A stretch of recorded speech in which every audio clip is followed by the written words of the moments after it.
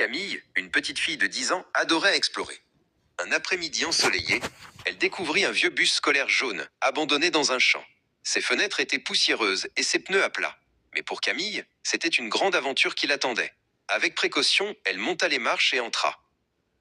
À l'intérieur, le bus était silencieux.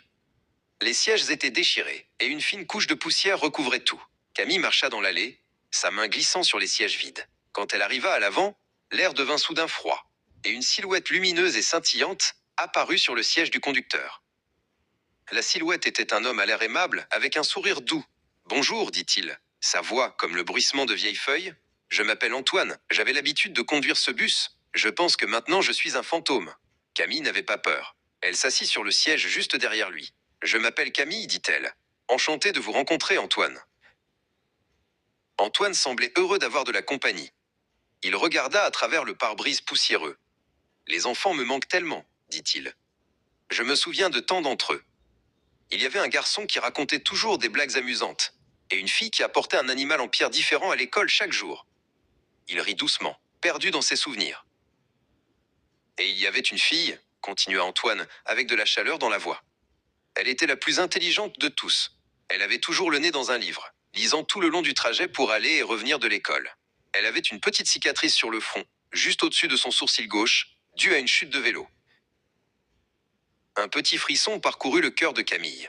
Cette histoire lui semblait familière, comme un rêve à moitié oublié. Elle leva la main et toucha son propre front, mais il était lisse. Elle se demanda pourquoi l'histoire de la fille avec la cicatrice lui semblait si importante. « Son nom était Léa, dit Antoine, comme s'il pouvait lire dans les pensées de Camille.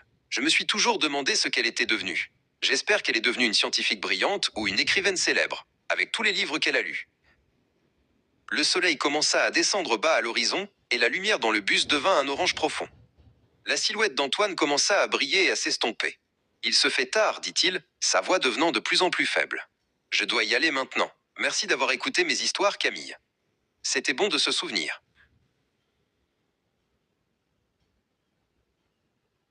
Avec le dernier rayon de soleil, Antoine avait disparu. Le bus redevint un vieux bus vide. Camille ressentit un mélange de tristesse et d'émerveillement. Elle descendit du bus et courut à travers le champ, l'histoire de Léa et d'Antoine résonnant dans sa tête.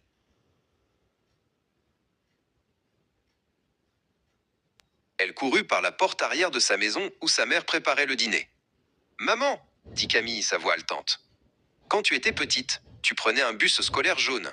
Est-ce que ton chauffeur de bus s'appelait Antoine ?» Sa mère, Léa, se figea, avec une expression de choc total sur son visage.